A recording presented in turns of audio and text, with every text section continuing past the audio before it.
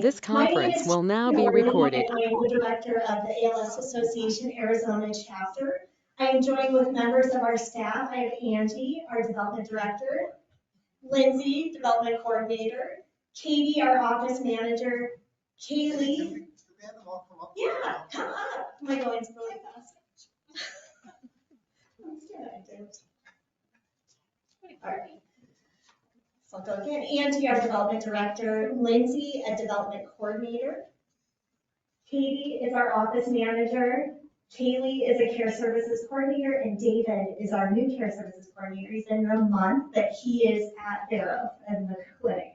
So this is our team. Some of them are new, but we're so glad to be back and in person with you all at these events. So thank you, guys. For some of you who have been a part of us before, we used to have this as our Ask the Experts event, which was a day-long conference. And we thought this year we would try by breaking it up. The day began to be a little bit long for everyone. And so we thought we would do one session here. We'd like to offer 2 more sessions this year at our other certified centers, which would be at Mayo Clinic, which some of you are a patient there, and then also Honor Health. So please give us feedback. Let us know what you think about this new format. And if you have any other ideas for us, we would appreciate it. Today we are joined here with the Barrows team. How many of you do attend the clinic here? I see Todd, yes. Okay. Great, well, welcome. And we are excited for our research update today from Dr. Shefner and for the tour of the research lab. So thank you, Dr. Sattler and Dr. Bowser. We appreciate you guys doing that. We do have a slight change to the original schedule. If you did see that, we were going to do the tours first and then have the talk, but we decided to start with the research talk and then move into the tours. So slight little change. If you are in the second tour, you are more than welcome to join us, have some more delicious snacks that Kaylee ordered for us here, and we can continue to talk here while we wait for the next group for the first group to come back. I would now like to introduce Dr. Shefner. He is a neurologist in the Gregory Fulton ALS and Neuromuscular Disease Center and a professor in the Department of Neurology. Dr. Shefner's research focuses on biomarker development and the clinical therapeutics of ALS and spinal muscular atrophy. He co-founded the Northeast, let me see ALS, please. You should probably do this, ALS Clinical Trials Consortium, the largest and most active consortium in the world dedicated to ALS.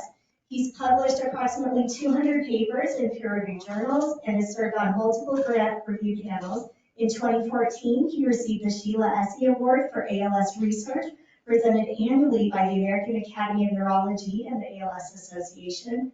He received a PhD in sensory physiology from the University of Illinois in Urbana-Champaign and his MD from Northwestern University Medical School in Chicago. He completed his residency training at the Harvard Longwood Neurology Training Program in Boston and completed a fellowship in neuromuscular disease at the Brigham and Women's Hospital in Boston. You see why I read that, because there are a lot of big words in there. He currently serves as a member of on our board of directors. And one of my favorite stories with Dr. Shefner, he's going to wonder why I'm telling you this, but I think it's so good. He had just arrived here. He had come from Syracuse, and we wanted to meet with him. The chapter wanted to meet with him and some of our board members. And so we decided that we would meet at the Henry. Well, while we were there, we saw cameras and we saw some people getting filmed, and we're like, what is going on? So another staff and I were sitting in our booth, and we're like, we know who they are. Those are the Bella twins. And so if anybody watches WWE or has seen the reality show, these were their ladies from that show. And then John Cena, if anybody knows who he is, he walked by next. And so they were filming one of their shows. And Dr. Shefner had the best line ever. He said, I don't know if you remember this. He said, well, that is something I would never have seen in Syracuse. And with that, we welcomed him to Arizona. So thank you, Dr. Shefner, for everything you do. We appreciate it.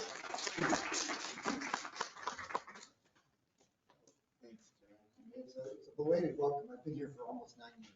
Let's see if I can fire this up. Microphone. Oh, did you push? I'll get there.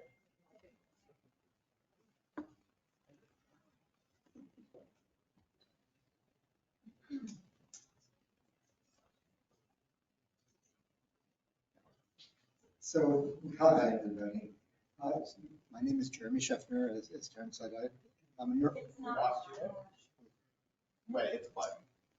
I'm a neurologist and neuromuscular specialist, and I've been really specialized in taking care of people with ALS and doing ALS-related research for 30 some odd years. So I am very committed to seeing that treatments get approved that are helpful to ALS patients, and I'm really glad that you guys are here to learn something about that. So we have 4 speakers today. I'm going to talk a little bit about sort of a status report. I'm going to talk about the research that has led to some of the drugs that we now have available to us, and a little bit about some of the disappointments that have occurred as well, because not every clinical trial we conduct is a home run. In fact, most trials are negative. But we have made really amazing progress in the last 5 years. I hope I can give you a sense of the really the new developments that have affected ALS care. Then Dr. Ladha, who directs our clinic at the BNI, is going to talk. Actually, sorry, I got out of order. Dr. Sattler and Bowser, who are basic scientists who are completely focused on ALS, are going to talk about their laboratory, the experiments conducted in their laboratory, and give us a sense of really where the science in ALS is going. And then finally, Dr. Ladha, who is director of our ALS clinic, is going to talk a little bit about the ALS Center here and some of the clinical research trials that are going on right now and hopefully will lead to improved treatment. And so that's sort of the part that we're talking at you. And we hope that you guys will think of questions and want to ask any of us anything you want. For my part, please, if there's something that I say that you want to talk more about, just either shout it out or raise your hand. I really don't want to be interrupted. After that, Drs. Bowser and Sattler are going to give tours of the research laboratories here devoted to ALS. And obviously, it's completely optional. If you feel like taking the tour, it will be very interesting, and you'll learn more about the research going on here. Otherwise, eat, drink, be merry, and have a good week. So that's the general schedule of what's happening. So, as I said, I'm going to give you kind of a status report of what's happened over the last few years and how we got to where we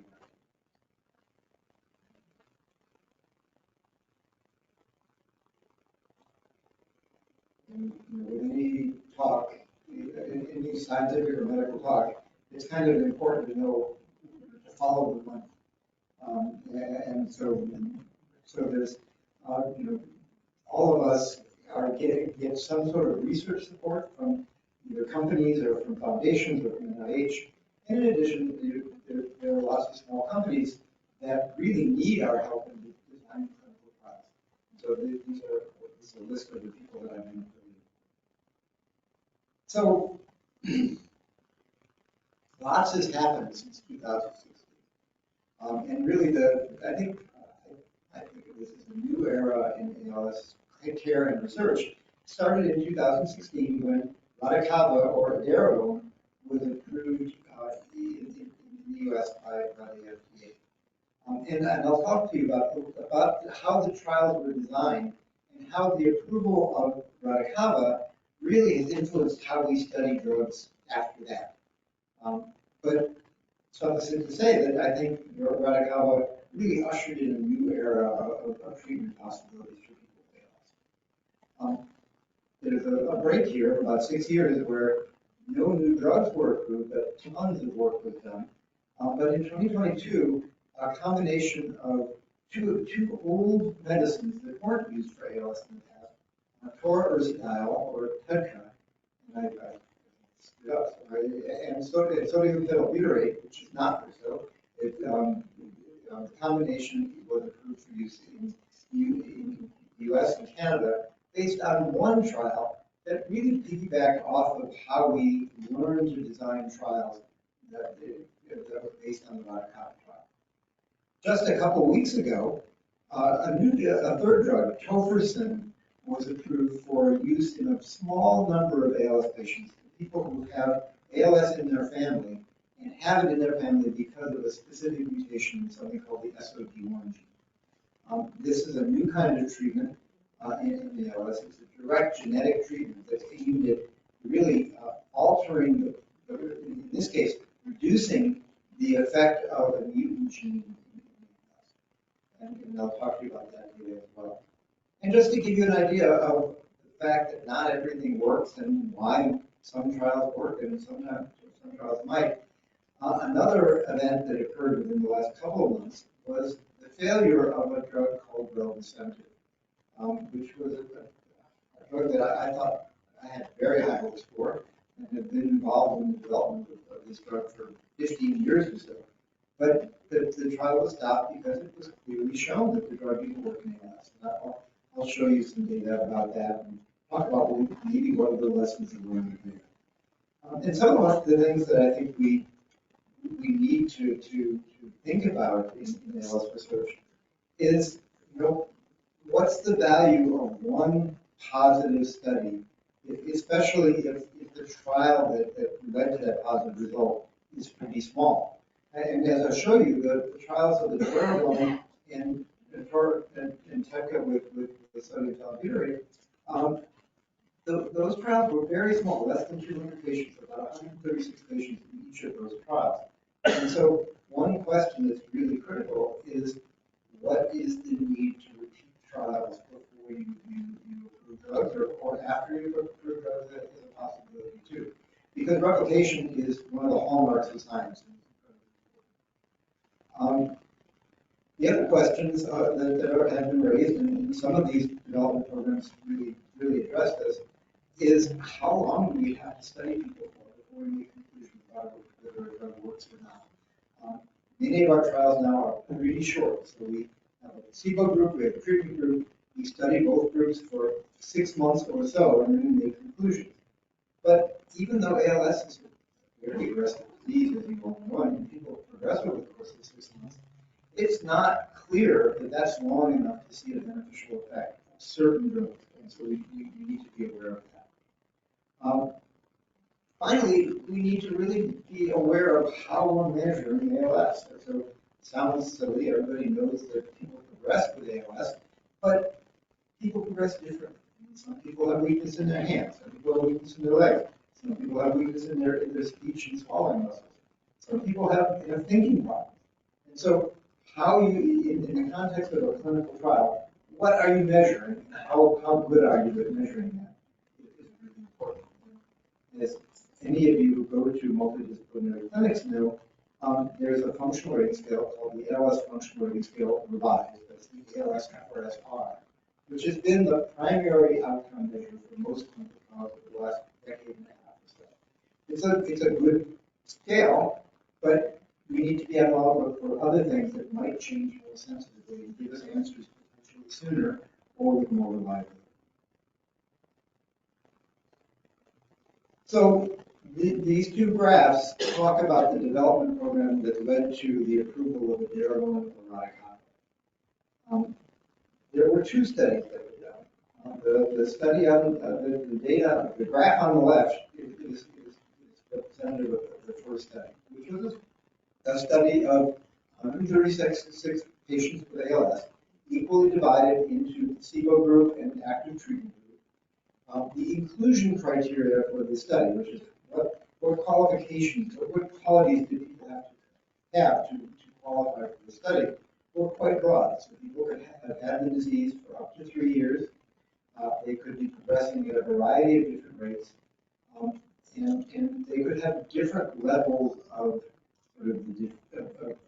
how spread out their disease was in the body. If you look on the left, the labels of definite, probable, and laboratory supported may stick out. And those relate to the diagnostic criteria that we use in research studies to define different kinds of ALS.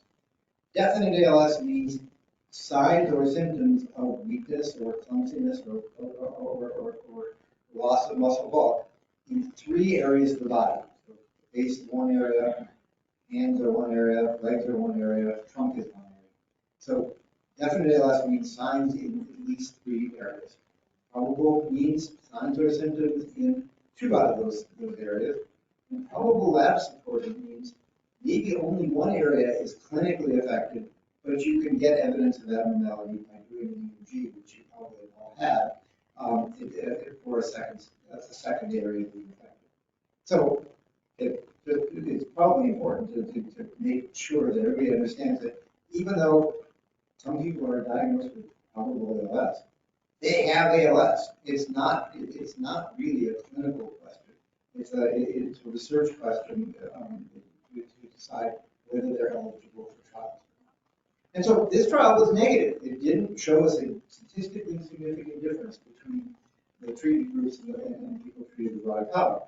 But in this bar graph, it looks at the difference in the change in the ALSFRS between the treated groups and the placebo groups for people with these different diagnoses, definite, probable, support. When you start from the right, there's only a tiny difference between the people who had probable laboratory ALS in terms of treatment versus placebo. There's a slightly bigger difference in those people who were diagnosed as having probable ALS, and a more dramatic difference between those who were diagnosed as having definite ALS. This was looked at after the trial was done, and the overall data was negative. The overall results were negative. But the people who organized this trial said, there's a bigger impact on these people with definite ALS. There was also a bigger impact on people who had early diagnoses. And so they designed a follow-on trial to evaluate people only with definite or probable ALS in early diagnosis, and to see whether they could see an effect of Radicava there. And the graph on the right, it shows those data. So the red line are those people treated with Radicava, the blue is treated with placebo, and by the end of 6 months, people who were treated with Radicava declined about 1/3 slower than those people who were treated with placebo. And so that was enough for the FDA to approve the drug. And for at least most of us to think that was kind of meaningful. So why did those two studies show different things? Well, the numbers in red are really what told the story. So the first trial, which is called the phase 2 trial, this is, if you look at the numbers in red, in the placebo group, people dropped by a little bit more than 6 points on this functional rating scale in that phase 2 trial. So that's sort of the average rate of progression of a large group of people with ALS. When they changed their inclusion criteria and only looked at people with early diagnoses and definite or probable ALS, that rate of decline increased from 6 and a little bit more than 6 to about 7.5. So people in this second group declined more rapidly, and they declined more homogeneous. That they actually, the group that they recruited for this study were all pretty similar to each other. And for that reason, they were able to see a moderate effect more effectively. So this was, I think, an example of how we learn to do trials in ALS. That if you actually recruit a group of people that you expect to progress relatively rapidly and relatively similarly among themselves, you can see differences more easily. And so that's the story of what happened with Radicava. More recently, the drug called Relivrio was approved in late 2022.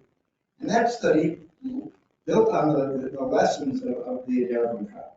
And they said, we really want to recruit people with very early ALS who are expected to progress very rapidly. And so, as opposed to recruiting people with this definite category and probable category, they only recruited people into the study with definite ALS. And only people who had their first symptom within 1.5 years of starting the study. So very early people were expected to progress rapidly. And so the red number at the top, which is the change in the ALSFRS in the placebo group, was almost 10 as compared to the 6.35 in the phase 2 study for Adaragon and the 7.5 in the second one. So they got a group of people who were progressing really quickly. And using that strategy, they were able to show an effect of slowing it due to the active treatment, due to Relyvrio, of about 25%. They also showed something interesting in terms of survival.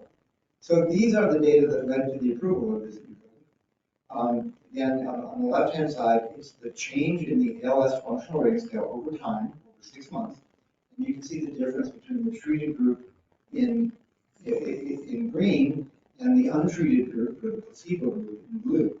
And that difference was statistically significant and, at least I think, clinically meaningful. They also followed people long after that, though. So after 6 months, everybody in the study was given the opportunity to take the active drug. So most people decided that they were going to continue taking the drug. Everybody who was originally on placebo got transferred to the active drug. But the study team followed survival very completely so that everybody's survival status was known. And they found that if you look at the right-hand side, the actual, the period in gray is the placebo-controlled period. Everything after 6 months, so that gray period, is after the study is really technically over. But people are treated with the active drug. But it turns out that people who were treated initially with the active drug survived a good chunk longer than the people who were initially treated with placebo. The difference was about 5 months. So a 5-month increase in survival in a disease that on average produces a survival endpoint in about 3 years. 5 months, at least in my view, is a pretty whopping difference. And so this small study showed both a survival effect and an effect on the ALSFRS, primarily due to this choice made in inclusion criteria for people getting into the study. So just a couple weeks ago, a third drug was approved for ALS called toferson. This is a drug called an antisense oligonucleotide. It's a drug similar to your DNA that actually takes, that is intended to bind to the RNA for a specific protein called SOD1, which is the mutation in SOD1 is a cause for ALS in about 20% of people who have inherited disease. So it's a small number of people. About 10% of ALS patients have inherited disease, means it passed down from generation to generation in the family. About 10% of people with ALS have inherited disease, and about 20% of that 10% have a mutation in this gene. So about 2% of everybody with ALS. So it's not a ton of people, but it's a group of people that has a uniform cause to the disease. It's a mutation in this gene. And in the antisense oligonucleotide, toferson was intended to reduce the total amount of the mutant protein, as well as the non-mutant protein for that this gene in people with ALS. And so there was a phase 1, early phase, small study that suggested this had a dramatic effect, more in people with very aggressive disease. And so a 6-month study was planned where people with mutations that they thought, that organizers thought would be very aggressive, were divided into placebo or active treatment. And there was a trend towards an effect, but at 28 weeks, it really was not significant. It was a tiny effect, smaller than the effect of either the radicava drug or Relyvrio. But they also, after 28 weeks, offered the treatment to everybody, not just the people who were taking it before, but the people on placebo too, and they continued to follow. And when they did, they saw this, which is, so the dotted line in all 4 of these figures is at the end of the placebo-controlled period. And what you can see is that the difference between the 2 groups, even though everybody's offered the treatment at 28 weeks, the difference in the ALS functional rating scale, in muscle strength, which is handheld dynamometry, in breathing, which is slow out capacity, all of those differences got bigger and bigger after 28 weeks. And if you look at some of these figures, after between 40 and 52 weeks, on average, patients progress little or not at all. So there was some data that suggested that if you wait long enough, this drug might actually stop the progression of the disease in these people. And so this is not the primary outcome. This is something that was looked at later, but it's pretty dramatic. The other thing that was looked at is a biomarker for nerve damage or neurodegeneration called neurofilament. Dr. Bowser's going to maybe talk about this more. He's been very involved in looking at the relationship with neurofilament.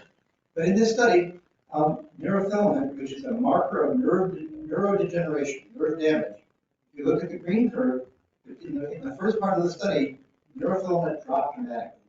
That's the green. In the dotted line, neurofilament didn't change or maybe even increased a little bit. That's the placebo. And then at 28 weeks, everybody got put on to the drug, and the people on placebo, their neurofilament dropped too. And so, evidence, actually, this was the evidence that led to the approval of the FDA, that neurofilament actually served as a marker of neurodegeneration, and this was convincing evidence. So, when we look at drugs being tested in the future, you're gonna hear a lot about neurofilament because of the dramatic impact that both this value had on approval of this drug, but also our understanding of ALS may really be enhanced by this. So ALS patients in general have more neurofilament both in their blood and in their cerebrospinal fluid than patients, than people who are healthy. And people with aggressive disease tend to have higher amounts of neurofilament than people with slower disease. And there are lots of other diseases where effective treatment has been associated with reduction in neurofilament. Multiple sclerosis, probably you know the similar name, is a much different disease. Spinal muscular atrophy, which is a pediatric motor neuron disease, and now we know ALS, all have clinical status that can be predicted in part by neurofilament. On the other hand, Relyvrio, which is this drug which was approved late last year, didn't change neurofilament at all, but it still had a clinical effect. So we don't know all there is to know. So that's sort of a status report about where we are and potentially where we're going. I do want to tell you just a little bit about a less successful development program. This drug, reldesemtiv, which was a drug intended to make muscles work better. And you can show that it does do that in animal models, in normal human volunteers. And in early studies of ALS patients, it looked very promising. And this is one of the studies that was done in normal humans. So if you've had nerve conduction studies, you've had your nerve zapped with an electrical stimulus. It turns out that if you zap your nerve at different rates, there's a different amount of muscle force that's produced. And so at the bottom of these graphs, 5 hertz, 7.5 hertz, up to 25 hertz, that's the number of electrical zaps that are being given to the nerve per second. So 25 hertz is 25 zaps per second. It's a lot. But what these studies showed in normal volunteers, that if you do that, the amount of strength that is produced by those muscles is really increased by a whopping amount, by 60% in some of these stimulations with this drug. You would think that would be good for ALS. I thought it would be good for ALS. And in an early study of this drug called Fortitude ALS, we enrolled 445 patients into either placebo or one of 3 doses of this drug. And it looked pretty promising. This is only a 12-week study, so only 3 months. And if you look at the change in the ALS-FRS in this big study, there was a change of 25% in the rate of decline in the ALS functional rating scale. There was a change in above 27% in breathing capacity, and a change of 20% or so in strength. So in 3 months, that's pretty good. And so, big study. Remember, Amylyx was 136 patients, Kappa was 136 patients. This is 450 patients. Pretty good data. And so, but it was only 3 months, so we needed to do a longer study to be definitive. And that study was stopped about a month and a half ago. It was intended to enroll 550 patients. It enrolled about 280 patients. And in those 280 patients, there wasn't even a hint of impact. Not a single hint, not a whiff in any outcome measure of any impact. So what does that mean? I'm still struggling with that, but I think what it means is that replication actually is pretty important. even drugs that look dynamite in one study, we need to be clear. And that doesn't mean we need to necessarily slow down approval of drugs. Maybe we need to study in the second trial in a different way, even after a study a drug is approved. But we need to be sure that we're confident about the effect of our drug. The other thing is, looking at the toferson study, they didn't see very much at 28 weeks. They didn't see much until they got to about 40 weeks. So 6 months need not be long enough to study ALS drugs to see something that's really important. I do think that neurofilament is going to be a really important marker for us to hopefully shorten studies, maybe make them smaller, and can show us things that we might not otherwise see. But we're also looking at a whole host of different kinds of outcome measures to really give us a more reproducible and reliable measure of how people are progressing over time.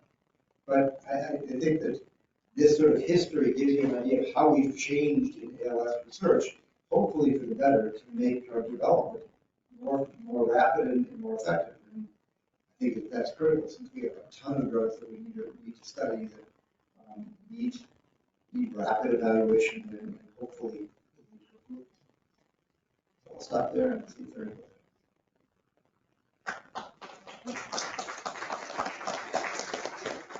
So I was wondering, on an individual basis, is the rate of progression on an individual basis linear, or is it change over time for individuals? That's really a hot topic. It depends on what you measure and how you measure it. So if you measure loss of strength, not just when you come to an office, people measure, they hold up their arms and measure strength, and we grade that in this really kind of silly way. 5 is normal, 4 is pretty good but not normal, 3 is barely against gravity, and 2 is a little bit of movement but not much. So that is not linear. But if you actually measure strength with a core strength user, the decline in muscle strength over time in a given person is extremely linear. The ALS functional rating scale, which is a sort of at its essence a non-linear scale, actually looks pretty damn linear when you do clinical trials. So within the period of time that people generally are in clinical trials, that becomes pretty linear and pretty much, it's different from patient to patient, but any given patient has a pretty steady predictability. Okay, so when you talked about that trial where there was a rapid progression, you were looking for individuals. We're selecting for people that we expected to decline faster. Sure. I have a question more for my brother-in-law who has ALS. Why have Delivery, rolls off your tongue. Right. Why do they taste so bad? And is there anything being done to them to taste better? So most people don't notice a bad taste for a cop. You get a lot of that. So that one in general doesn't taste like much of anything. Olivio tastes like crap. And it would be better if it were a pill, because you can taste, you can get it down faster. But it's a natural, and I actually don't remember. So Olivio is made of 2 different drugs, and I'm pretty sure that the bad taste comes from this toferson, but I know they're working on it, and the science of taste is a pretty complicated one in its own right. I don't know how easy it is to make taste better, but I believe it's clearly a problem. Is it true that those patients taking that and having that terrible taste, that if they take a minute afterwards, I've heard that makes it better? So there's lots of strategies that some people use that are work for some people and not others. There's a whole different set of, a bunch of different things that people have tried. I don't know the statistics in terms of how much it helps. Shafeeq, do you have a feeling for that? I've heard a whole bunch of different strategies. One is mints or Listerine strips. There's these things called magic berries that patients have gotten on Amazon that for some people. It's not peyote. Yeah, no. So I mean, I would say half the people have found a way to make this not so bad. It's the main reason why people stop taking the pill. So All right. Sorry. So the new drug coming up, Toferson? yeah, is that a pill or is that a? No, it's actually it's a liquid that has to be injected into the spinal column. So it's a pretty complicated process, but the evidence is really good that it could be a game changer for people with that particular kind of ALS. So is that a one, No, it's once a month, once a month? or once every 2 months. It's once a month. So it's, you know, it actually sounds worse than it is. I mean, it's, you know, people get pretty good at doing it and people get pretty good at tolerating it. So, all right, well, we just, The science for that Amylex, or whatever it's called, and radicava together are better. so that's so the question is Amylex and radicava better than either one? And the answer is we don't really know.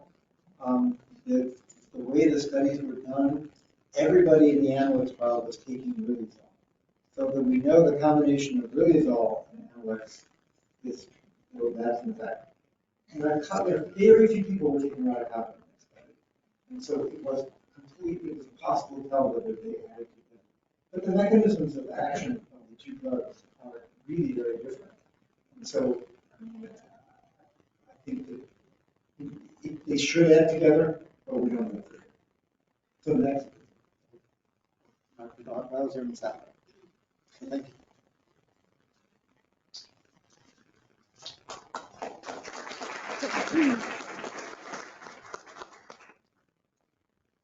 All right, thanks, Jeremy. I think as we move forward, another compound that will definitely exist, and I can't wait to see how clinical trial design evolves, is that now with the NLX drug, which really does increase survival, 6 months, 7 months, 8 months. How do you design the next ALS trial? It can't be 6 months. It's going to be, Make it 6 months. you get a lot more people. So I think that the whole idea of how we do our trials moving forward is we get more and more drugs approved, because now you have to let people take these drugs. So now you're throwing another drug on top of it. And if one drug has one effect, then you're looking for the differential with your drug.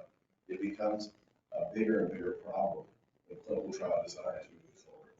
It's obviously a wonderful problem to have, but it is a problem as we move forward. So myself and Dr. Sattler are going to sort of team tag on some of the research ongoing in our groups.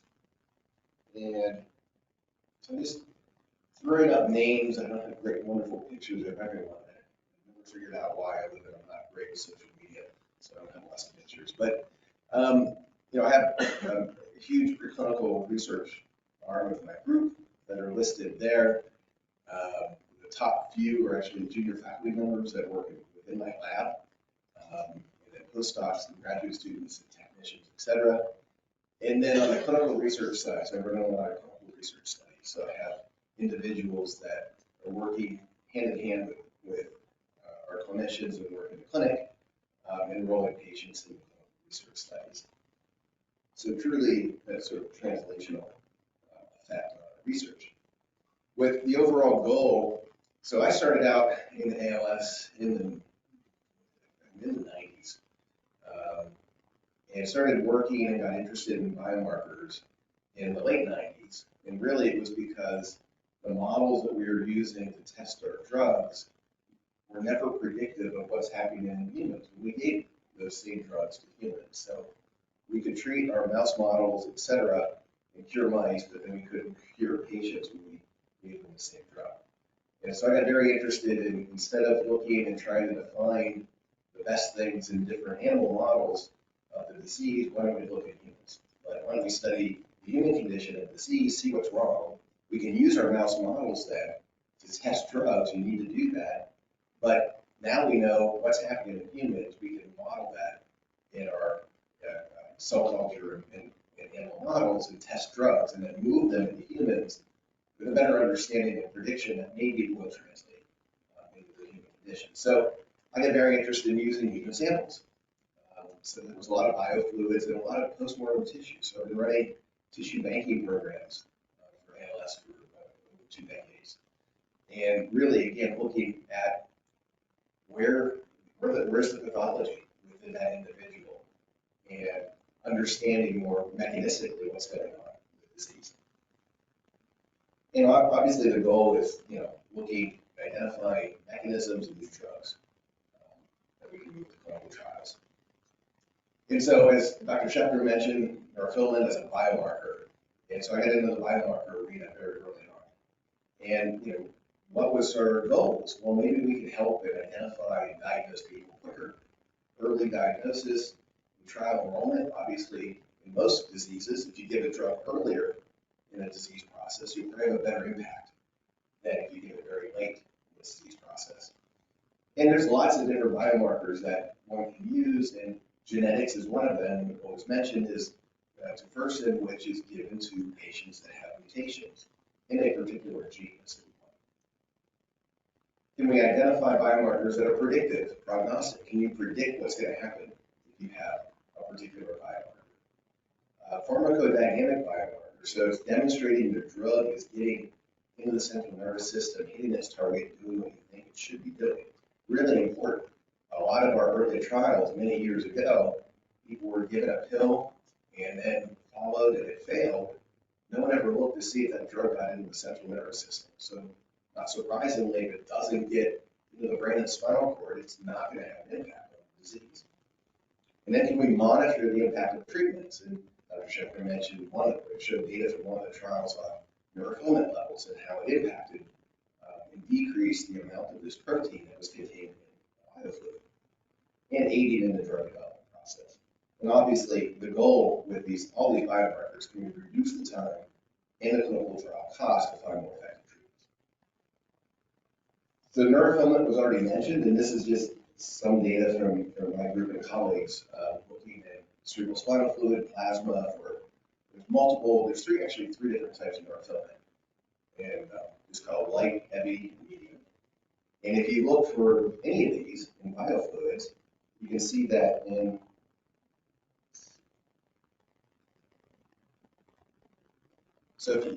our non-ALS or sort of healthy and neurological disease group, the levels are less than in ALS patients. And if you look in slow progressive versus fast progressive, you can see this big difference in both the CSF and the blood. You have higher levels, you're more faster progressor. You have more damage to the neurons in your central nervous system, and we can detect that. And certain genetic forms even have very high levels. So this is a particular gene mutation called C9orf72. And again, very high levels of neurofilament in biofluids in patients that harbor this particular genetic disease.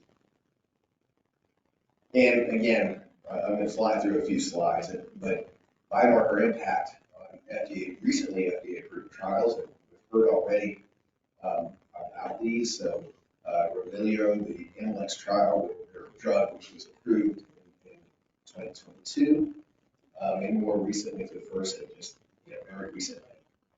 Obviously, these were approved based on clinical outcome measures, as was mentioned, ALS-FRS and/or survival.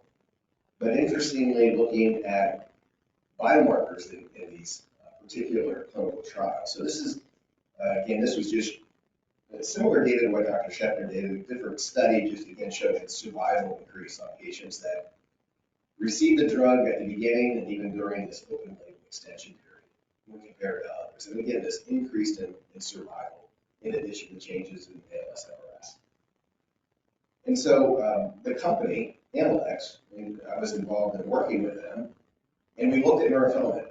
And neurofilament, we only had samples during that initial 24-week time course, 6 months. And so when we looked at samples, neurofilament levels didn't change. In fact, they went up a little bit. And so that obviously wasn't good to the company. It was a little bit counterintuitive to what they hoped. But back to something that Dr. Shefner mentioned, the length of time will matter too. And so talking to the company, I'm like, well, thinking about how your drug combination actually work. What's it actually hitting? What's its target? What's it doing biologically in a person? And it's really not targeting neurons in the sense of trying to repeat cell death. It's trying to help them survive and help them maintain, but it really may not be directly relevant or right next to where neurofilament's coming from. And so maybe if they follow neurofilament over the next 6 more months or longer, we'll see a drop in neurofilament levels. And time will tell. They're in a phase 3 trial now. And so it got approved on this sort of 6-month and then the open label extension in showing this beneficial effect on ALS and survival. That's, as we mentioned, also a small study, 137 or 140 patients. Phase 3 trial is much larger. We'll see if it replicates what they've shown in this initial study. And hopefully be following these biomarkers for longer periods of time. We'll see if, in fact, this drug does reduce neurofilament long term. But when I was queried about what other, how might this drug actually work biologically, I picked up on another set of biomarkers that I thought it might impact quicker.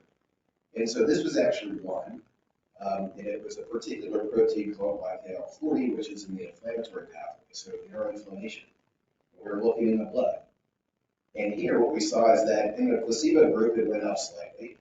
And I already had data, published data showing that yes, that's what happens in ALS patients when you look in the blood for this biomarker.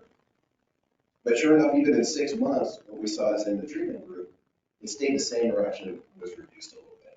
So you can actually see a biomarker impact in this trial when you look at a biomarker that might be more relevant for how the drug is working. So again, it hits on the idea that biomarkers are really important for trials. It can help you in lots of different ways, but you need a good understanding of how your drug's working, what biomarkers might be most beneficial in order to interpret your results.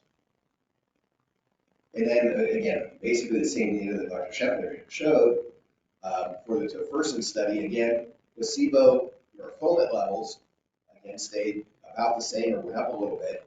And again, this open label extension, it drops right down to about the same level as patients that were receiving the drug continuously.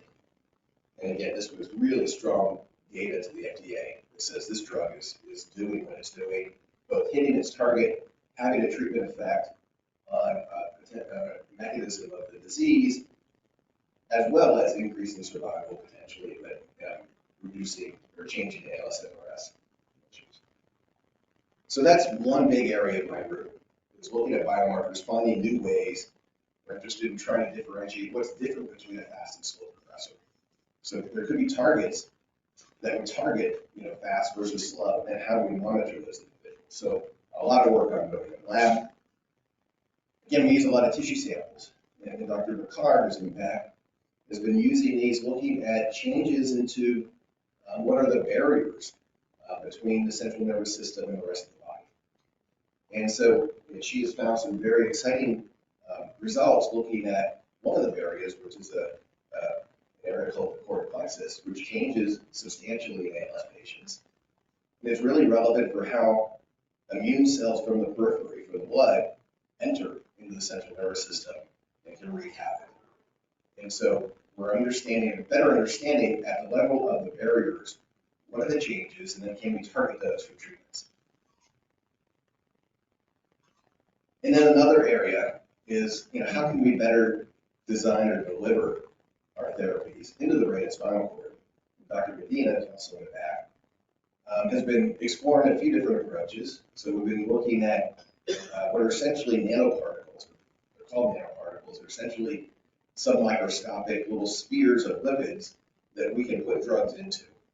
And the idea is, most things, if you give it in the periphery, take it by mouth or put it into a vein, those drugs, very few drugs can cross that blood-brain barrier, cross those barriers, to enter into the central nervous system. So are there ways to package those molecules to enhance the ability to get into the central nervous system?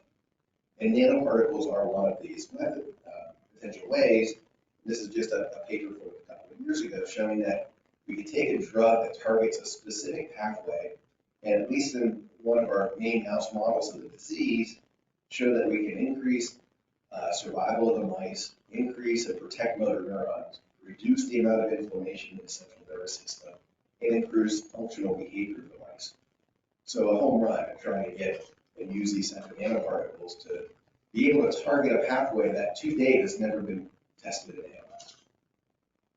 In addition, we're interested in using new gene therapy approaches, trying to bring brand new types of targets and newer approaches to deliver targets into the central nervous system, into the cells of interest. So those are some of the preclinical work ongoing in the group. And then on the clinical research study, so I help lead national biorepository efforts for collecting postmortem tissues and for biofluids through both the Niels organization, Dr. Shefner originated many years ago now, and another group called Target ALS. And here we're collecting longitudinal biofluid, blood, cerebral spinal fluid, urine, all linked to detailed clinical information, doing genetics on every individual with whole genome sequencing, and also at-home measures. And again, we're collecting postmortem tissues, and they're actually trying to enroll patients that were collecting tissues during the course of disease, and then the postmortem tissues, because now we have everything from diagnosis through death to be able to tell what biomarkers have changed, and then in the tissue, what cells are making them, what's the correlation of the pathology within the individual. Again, the goal is more precision medicine approaches towards ALS. And obviously testing biomarkers in our clinical trials, which I've already mentioned. So our sort of ongoing efforts in this Target ALS study is a huge effort, sort of a biofluid and natural history study. And we're trying to increase our sort of ethnic and geographic diversity of who we're studying in ALS, which is actually quite limited. And so listed here are the sites in the U.S. We've been expanding sites. So we're at 9 sites in the U.S. And now we're starting to include sites in South America. So we have one in Colombia, which we're coming on board soon. And then additional sites in Chile and Israel. So really increasing the worldwide hub of this effort. It's a lot for each participant. And so here we're if you're an ALS patient, we have 5 visits over 16 months duration. And we're also including healthy controls. We need something to compare to. And so almost everyone that's in this room could enroll in our study. I think, Taryn, you said yes, you're good. Sure, okay, you heard it. So, Dr. Ladha, sign her up. So again, at clinic visits, it's a typical clinical exam, collecting biofluids, a number of biofluids, and then doing at-home measures. So weekly speech measurements. The company is actually out of ASU, so located in Tempe for oral analytics. And then respiratory measures at home too. Again, trying to both increase the frequency of these measures, which provides rich data, but also can we do things at home? Can we make it more manageable for patients and families that don't have to come to the clinic as frequently for some of these things? So a very large study. We're enrolling, the goal is to enroll 600 ALS patients and 200 healthy controls. So again, we're the primary and the largest site for this study. We run it out of here. All the samples are shipped here and stored actually almost beneath you in groups of freezers. But we're very excited about this project, and we believe it will make a great impact to ALS research. And with that, I'm going to hand it off to Dr. Sattler. Why don't you go through yours and then we'll take questions.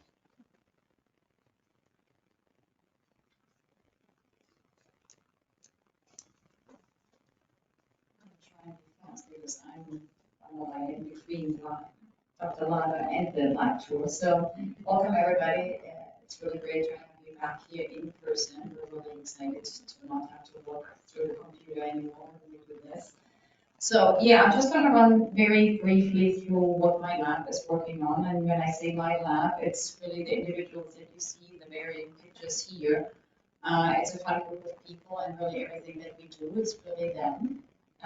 It's not me. I'm just making sure that they can do all the fun things that they want to do in order for us to better understand what's causing ALS. And also quantitative dementia. I'm going to show you this. This is off computer, but here we go. So really the broad question that my lab is trying to answer is really what happens in the brain when it stops working? What happens in the spinal cord when it doesn't work anymore, when it doesn't talk to the muscles anymore? And as you can see in this really nice cartoon, this is when everything is happy and healthy, right? So you have a brain that's looks healthy and nice, And the cells that are comprised of that comprise this brain, which is composed not just of neurons. We hear a lot about motor neurons because those are the neurons of the spinal cord that connect to the muscle that allow us to move. But there's other cell types in the brain that are critically important in order to make this brain function. And we're really interested in what happens when all of this goes wrong and how the individual cell types contribute to the degeneration of the brain. You can see here is the brain when it's atrophied, when it's sick, and it's about to lose the neural connections, the neural functions. But it's really not just the neurons, it's really other cell types as well that are significantly contributing to this. And we know very little about this because we've all been very neurocentric over the years, because we're just looking at the cells that are degenerating, but we're really ignoring the bystanders that are critically important contributing to this. And if we know more about this, we can come up with novel therapeutics and potentially target these bystanders in order to prevent them from contributing to the degeneration of the actual cells that are dying. And so my lab, while we're obviously interested very much in ALS and you're very familiar with the left side of this cartoon, my lab is actually equally interested in the role of frontotemporal dementia because as we know today, ALS is not just ALS any longer. ALS is really a spectrum disease that is comprised of ALS and a dementia called frontotemporal dementia. And you see down here, it's almost 50% of ALS patients actually do show FTD-like cognitive impairment. And frontotemporal dementia, you might have heard of Bruce Willis, who was just diagnosed with frontotemporal dementia. It's very different from Alzheimer's disease. It's a dementia that affects the frontal and the temporal lobes in patients, and it's more of behavioral changes and or language changes. Bruce Willis is the best example. He has language problems. He was really diagnosed with aphasia before he was fully diagnosed with frontotemporal dementia. But the dementia that is associated mostly with ALS is actually the one that causes behavioral changes in patients, which is caused by the degeneration of the frontal and the temporal lobes.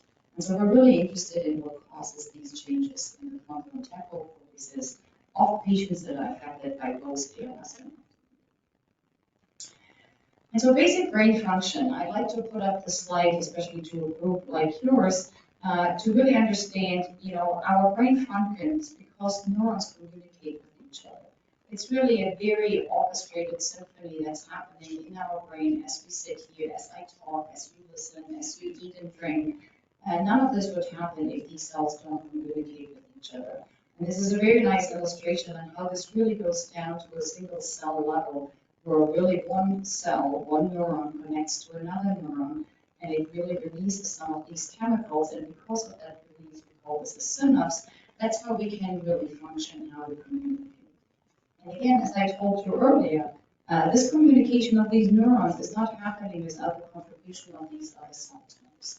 And so what we really have to understand when we try and understand the dysfunction that we see in ALS or frontotemporal dementia is that what as a whole is really going wrong. And if we understand, again, I'm repeating myself, but if we understand what's going on, that's when we can start thinking about how we can therapeutically target what goes wrong in the brain. And so similar to what Bob has told you, in order to study human disease, we want to study we want to use human resources, and one of the resources that we utilize in my lab is to create what we call a human brain in a dish. We do a lot of work in postmortem tissue as well, and since we're interested in individual cell types, we actually try to use very novel technology to isolate the individual cell types out of the brain and study them separately rather than in a whole combined fashion, so we can isolate individual cell types. But then what we like to do is we would like to study these cells not when they're coming from a dead brain, but when they're actually alive. And how can we mimic really the progression of the disease? What happens when the disease begins, and when we're in the middle of the disease, and when it then leads to the actual degeneration of the cells. We can't do this with autopsy brains because we're really having just one time window just after the patient has passed away. So we're really trying to find model systems where we can follow the progression of the disease, because that will then allow us to see if we now intervene with therapeutics in these human model systems, can we really prevent the bad things from happening down the these therapeutics. And we do this by creating this human brain in a dish. And the way this works is it's very simple. We, not us, really very talented and intelligent scientists have come up with a technology where you can take either skin cells or blood cells from an individual, a patient or a healthy individual, and we make these cells into what we call induced pluripotent stem cells. And these stem cells, they're very similar to embryonic stem cells, but they're not the same. They're, we created them. But what is the same as these induced pluripotent stem cells and the embryonic stem cells is that a stem cell has the ability to become any cell type of our human body. That's what happens during development when an embryo grows and develops. And that's exactly what we can mimic in a dish. And since we're interested in the brain, what we are trying to do then with these cells is to actually make brain cells out of these induced pluripotent stem cells. The technology is really simple. As I said, somebody very clever who won the Nobel Prize for this, Shinya Yamanaka, Japanese scientist, developed this method where we can take these cells, we add a couple of ingredients, it's very easy cooking, easiest protocol ever, and then we can create these stem cells. And then what we can do is, since I told you that we're interested in all of these different cell types that we know are important to make the brain function, we can now generate from these stem cells all of these different cell types of the brain. And now we have these cells in the dish, and now we can create these cells from individuals that have ALS or FTD, and we can make different types of cells. We can make motor neurons, we can make the cortical neurons that are important for frontotemporal dementia. We can make these other cell types of the brain called microglia or astrocytes, and there's another fourth cell type that we're introducing now, oligodendrocytes.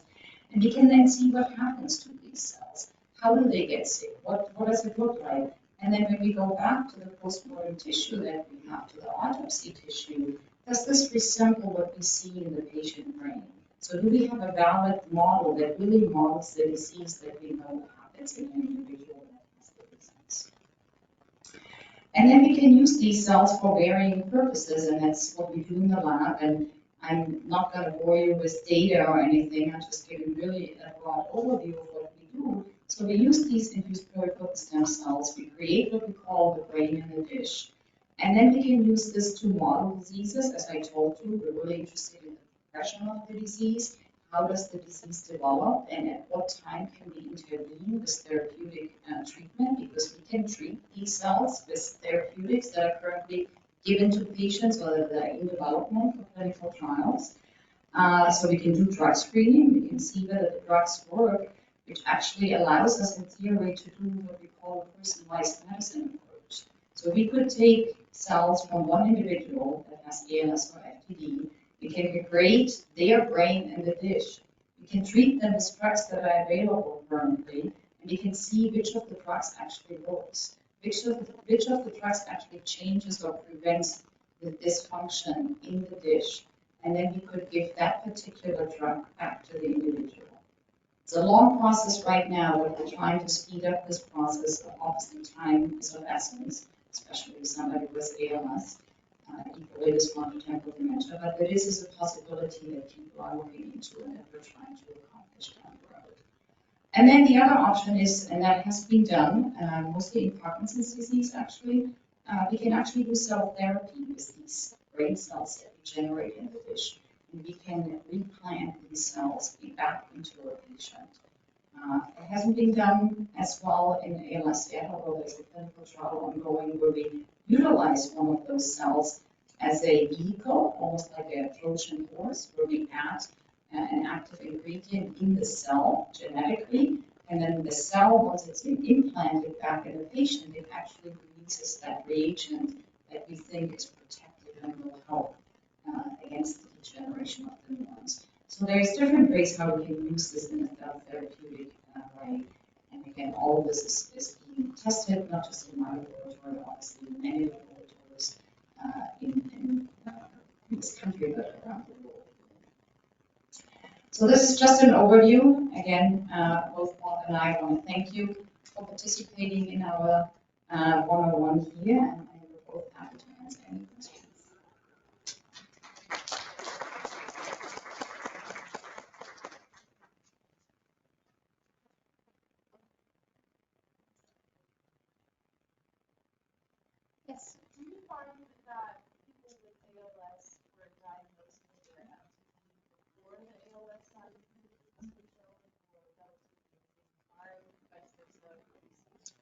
It varies. It really differs, and it's a good question. We'll probably for the clinicians in the room, but a lot of people start with ALS and then develop FTD, but they're equal the other way around, where people start with FTD and then they develop neuron symptoms and dysfunctions. I think it's very rare that it happens at the same time. It's definitely sort of a progression. And there's the discussion that we often have as a group is it a spectrum or is it continuum? So will we always have those diseases? Except that if somebody starts with ALS, potentially they're not going to live long enough to develop FTD. But if people start with FTD, there's a longer, life expectancy that you might live long enough to also develop ALS.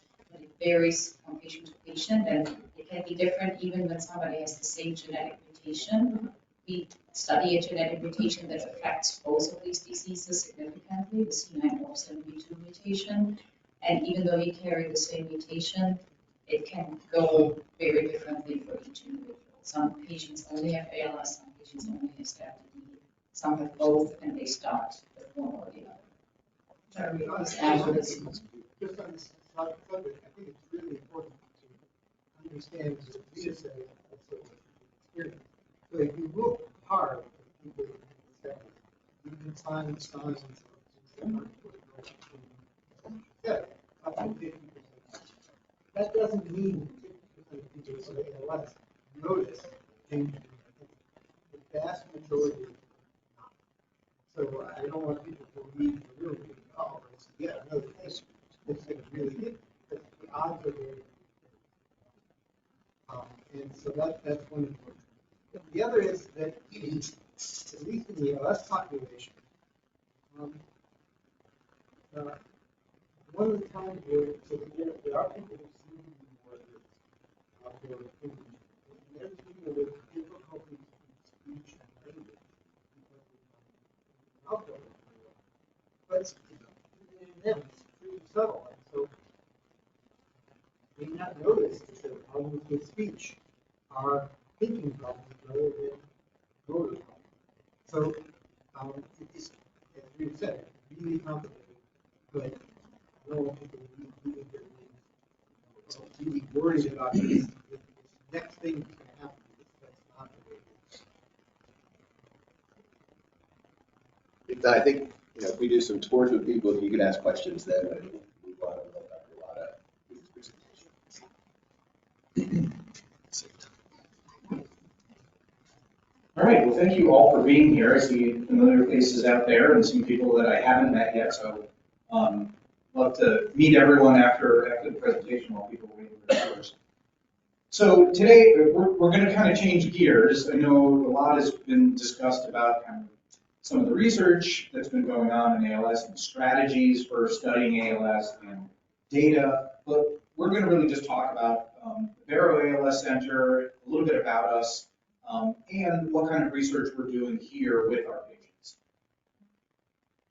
So here's my disclosures as well. The most important disclosure is that I run all the research trials here for patients and we want to enroll people. So this is a little bit of an advertisement of what we do here in case anyone's interested in participating. So our center is called the Gregory W. Fulton ALS Center, and this is because it was opened in 2013 after a gift by philanthropist Ira Fulton, whose son had ALS, who I took care of. His name was Gregory. So the center is named after him in his honor. We've grown quite rapidly, and over the last 10 years or so, we've quickly sort of grown to be one of the largest ALS centers in the country now. And really, as we opened that center and built it, expressly for the purpose of seeing ALS patients, we really wanted to make this a one-stop shop for patients. We wanted to make it a very welcoming place that worked well for ALS patients, that was a comforting place, but also that delivered excellent clinical care, delivered options for clinical research trials, for all the diagnostics, infusions, everything really was meant to be sort of in one place to make it convenient.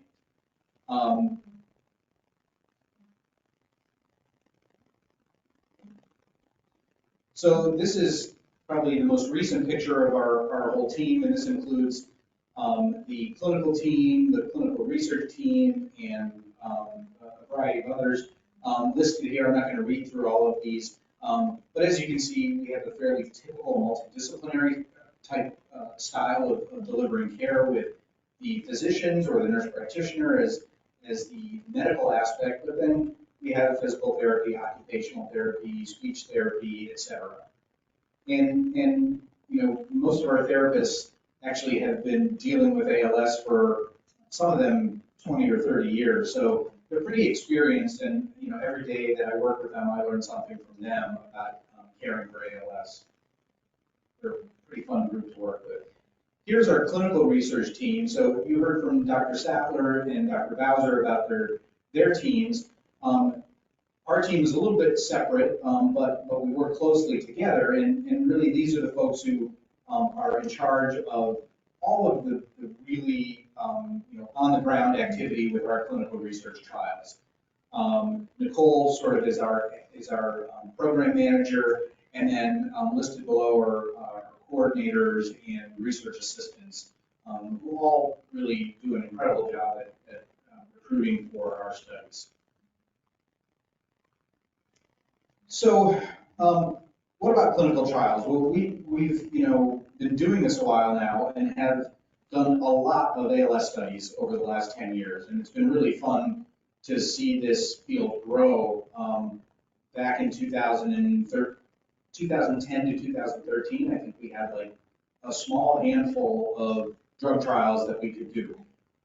And every once in a while, we'd get one, it would enroll very quickly, it would close, and then we'd be left sort of just waiting for another one to come around. So that is not a problem we have now. Now we, I think, in a sense, have more trials than we can handle, and more trials than we can recruit for in the ALS field, which is a good problem to have. In terms of what studies, what types of studies there are, I think it's important to kind of review that briefly. So most of the studies that we all think of are called interventional studies, and this is where you enroll, you're given a drug or maybe a device or something like that, and then we test that drug to see is it safe or does it work. But observational studies are another type of study, and this is maybe for people who say, I want to get back to science, but I don't really want the risk of side effects, or I don't want to be, quote, a guinea pig for drugs. And these trials really are looking at biomarkers, or looking at how the disease progresses over time in a natural setting, or perhaps biobanking. I know Dr. Bowser already talked about these to some degree. I'll review them as well with you later in the talk. We've been proud to be part of a lot of the therapies that have actually been developed and achieved FDA approval. So we were part of the Relivrio study and have been part of some of the Radicava studies, and we're integral in also as well. Still learning how to say that. All right, so let's talk about some specific trials. I don't have time to go through every trial that we're doing, so I'm going to really try to hit some of the ones that I think are most interesting and maybe the most impactful at our center. So the first one is the Juggernaut trial. This is the Healy platform trial, and this is far and away has been the largest and most influential trial in the last 5 years, I think, that we've done. This is an ongoing study. One really nice thing about the platform study is it creates efficiency, right? I mentioned that we have so many drugs that it's hard to test them all. Well, the platform trial was really designed to take on that challenge.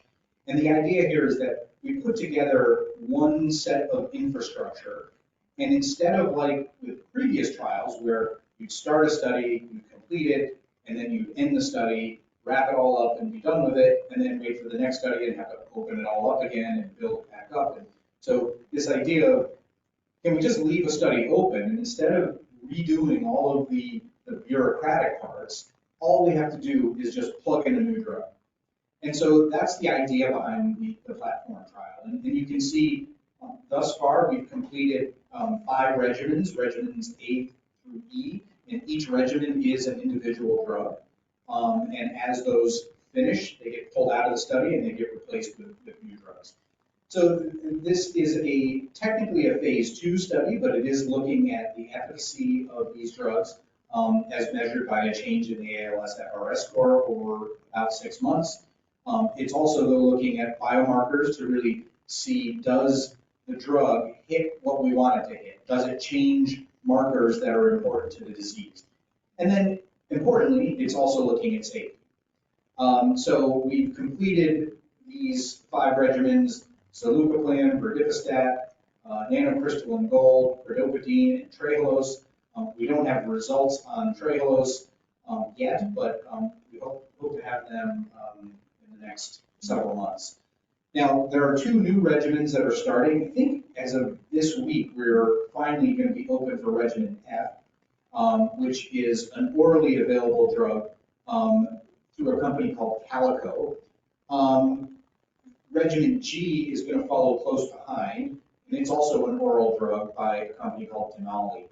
And actually, both of these drugs have a very similar or the same target. They work slightly differently, but they both target this receptor called EIF2B. And really what that does is when a cell, like a motor neuron, is stressed, the cell then produces a whole bunch of different proteins to try to help out with that stress. And unfortunately, that can result then in misfolded proteins like TDP43 that you may have heard about, getting kind of stuck in these globs of stress proteins.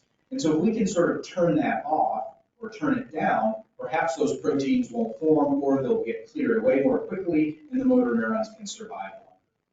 So both of these studies are 6-month studies because all the platform regimens are 6 months.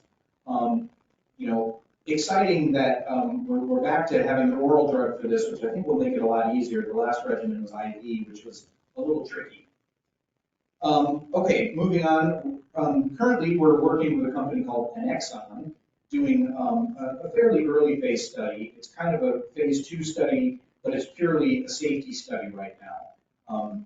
So this is using an IV drug that inhibits something called complement. And what you'll see at the bottom here is this little red structure is something called complement. I like to think of complement as sort of a grenade for cells that we don't want in the body, or foreign bacteria, let's say. And so complement essentially pokes literally a physical hole in the membrane of a cell, like a bacteria or a dying cell. And there's good evidence that complement contributes to motor neuron death. And so if we can sort of turn off the complement cascade or turn it down, maybe the motor neurons will live longer. So that's what this drug is looking to test. There have been other complement inhibitors we've tested and haven't had great success with yet. There are some reasons to think that this may be a little bit different. So this is a fairly long study. It's 42 weeks long, but only about half of that is on drug, and after that it's kind of an observation period. What's nice about it, or what a lot of patients like about it, is that there's no placebo. This is an open label study. It seems like it's a pretty safe drug, although rash and allergic reactions may be a problem. And anyone who gets on any complement inhibitor for any reason has to be vaccinated against certain bacteria. So that's one other aspect to consider. Okay, the next study that we're doing is called the Himalaya study. And this is sponsored by Sanofi. The drug here is SAR443820. They don't have any clever name for it yet. This is a phase 2 study also. It's looking at both the safety of the drug and how well it works in slowing disease progression. Now, the target of this is something called RIPK1, and RIPK1 is involved in inflammation.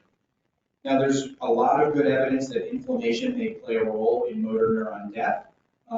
This is sort of a busy, complicated slide here, but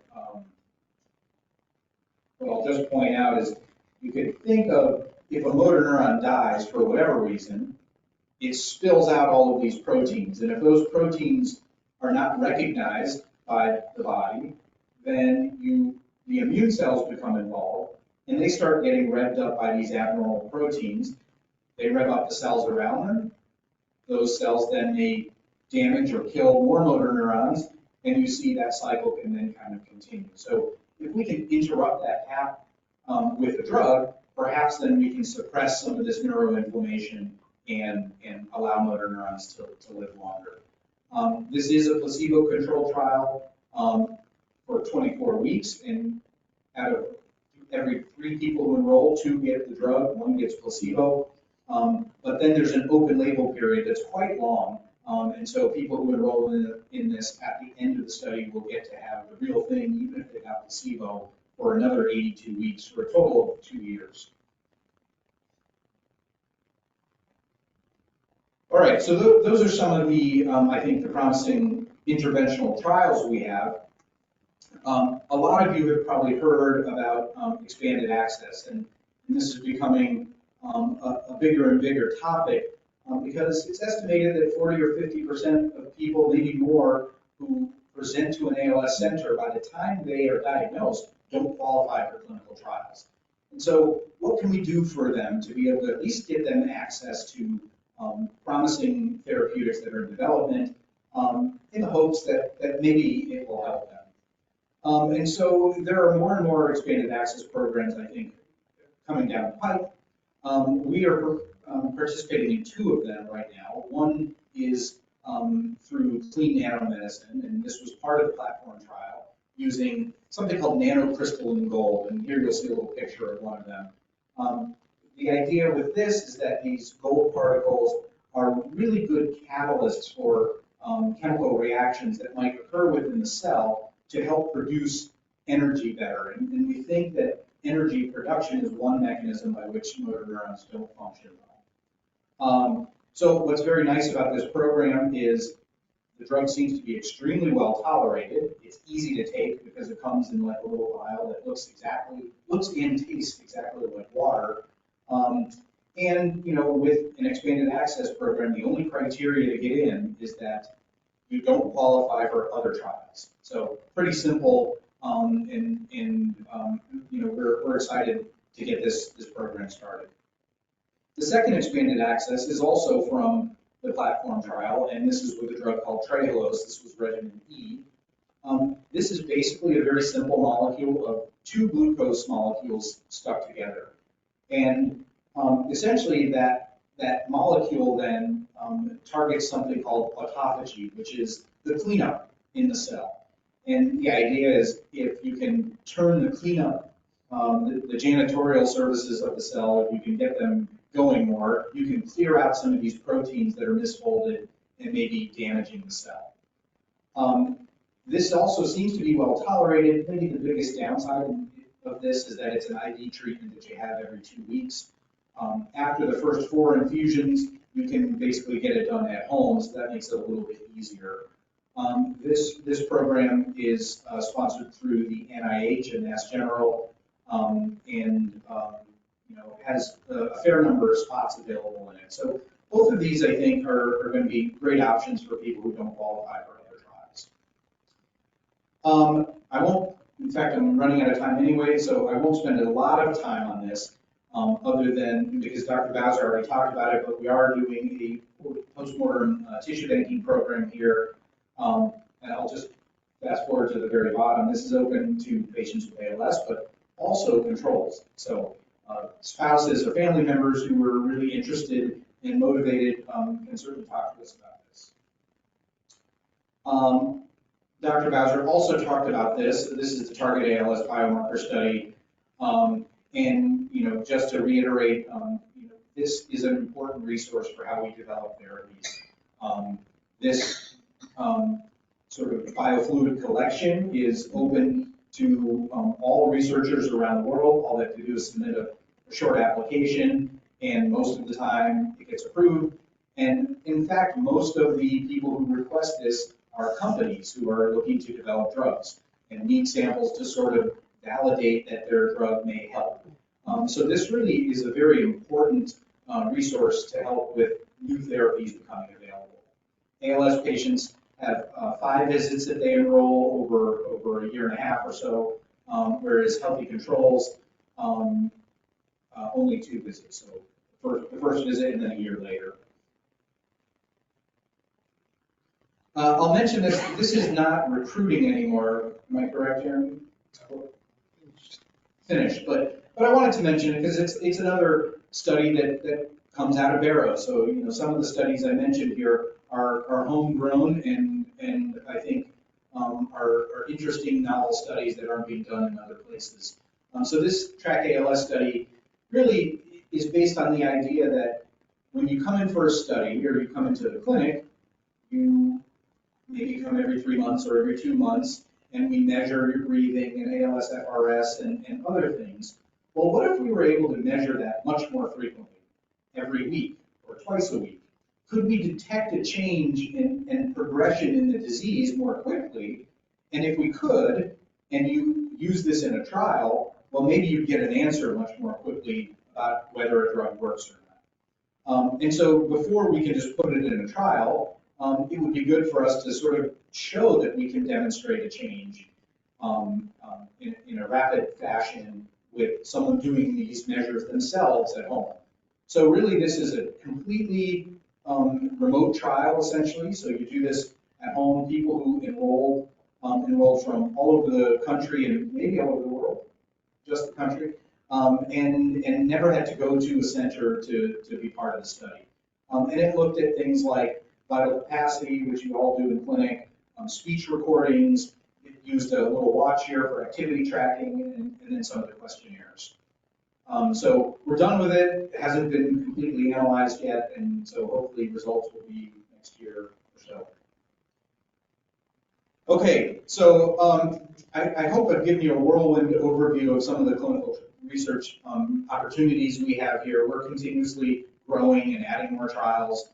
And really, my goal here for our center has been to give an opportunity to every single patient to be part of something in research if they want to be.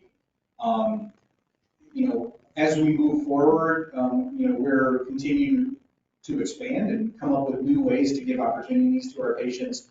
We're hoping to hire a research navigator in the next 6 months or so who would really interface with our patients to find the right opportunity for them.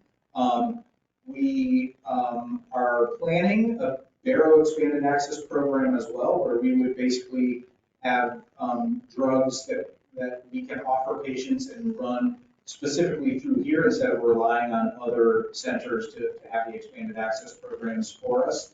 And then we are hopefully going to have more gene therapy trials, and certainly toferson's approval has made it very exciting to treat genetic forms of ALS, but probably we'll have some gene therapy trials that will treat sporadic ALS as well.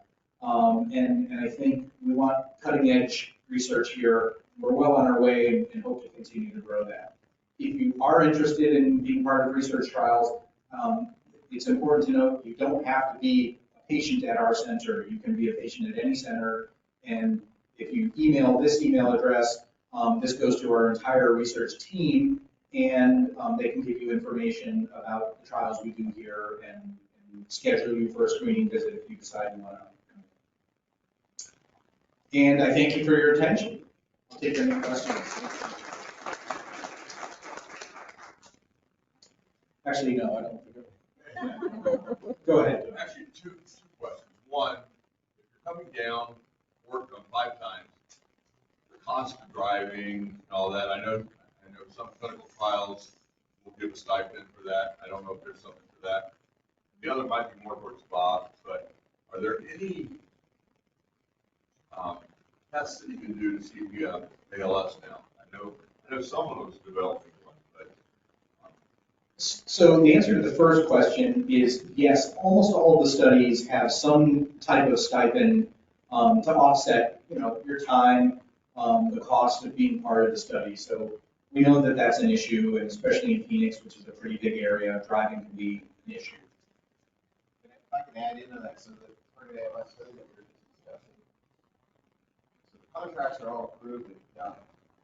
So you will be providing transportation, given the length and everything like that. We're actually providing transportation costs, health costs for 1 night, meals for for the patient and caregiver that comes for that visit.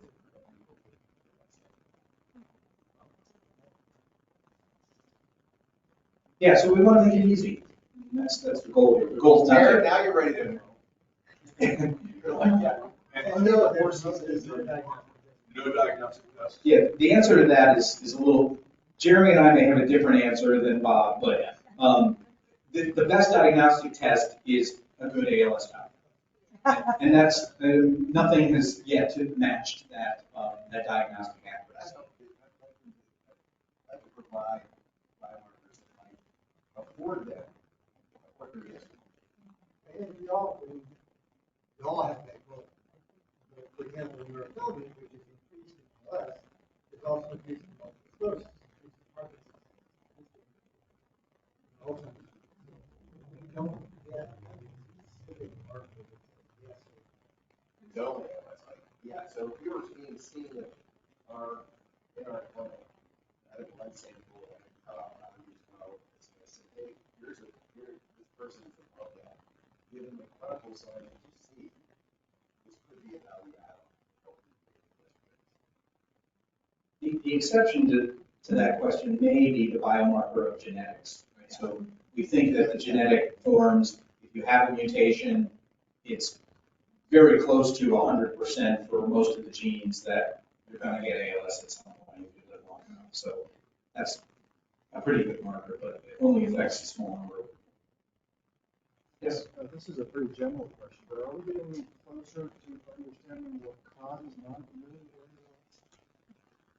Yeah, I guess the short answer is a little closer, but no, we don't really have a unifying single cause in everyone. I will tell you my belief, and this is my opinion, that I think probably what we'll be looking at in 20, 30 years is ALS type A and ALS type B and ALS type C, and they have different potential causes or different predominant mechanisms that drive the disease. And if we do that, we could potentially then see people, type A people going into trial A so that they can get a drug that targets that mechanism. So I think, and we're already kind of doing that, right? Familial ALS now is a type, and we have treatments that are designed specifically for that gene. And I think that model has proven pretty successful with toferson, and I think it will prove successful with other familial forms and maybe other mechanisms down the road. I don't want to, I agree with everything you said. But what causes ALS? It's somewhat, almost metaphysical. Probably a combination of genes, environment, lifestyle. But one thing we do know, we're getting close to knowing things that happen very early in the disease to almost everybody. For example, there is this protein called CD243, which is a very important protein that sits in part of the cell called the nucleus. And early thing that happens to 95% or even 95% of ALS is that this protein escapes the nucleus and clumps in the cell body. Not in every cell, but some cells in limitation. And so, is that the cause of ALS, or is that sort of the earliest manifestation? Well, for thinking about treatment, it might not make much difference, because if you can find a very early thing that happens to almost everybody, then that's a really good place to start. Well, the protein is called You're not having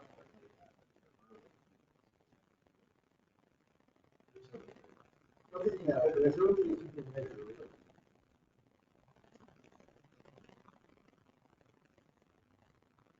Yeah. Sorry, I know we're a little cramped on time, so we may talk about this later, so I have questions, but you mentioned complement in the Nexon trial that's going on. Can you explain what that complement is? Is that what kills the motor neuron? Or is it encouraged? I'm not sure we exactly know. The way complement generally works, though, is that when it's present, its function is to puncture the cell membrane of either a cell or a bacteria. So we make the assumption that it contributes in that way. It's possible it's a marker of just general inflammation in the area. But what's very clear is complement is present in tissue of patients with ALS in their spinal cord, in other areas, at the neuromuscular junction. And in general, complement is, unless we thought ALS was an infectious disease, which we don't, complement then is assumed to be doing something wrong. And so by blocking it, we think it might help.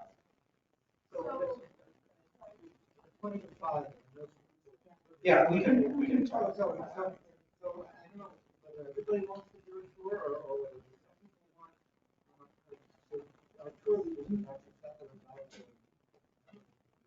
But, how many people want to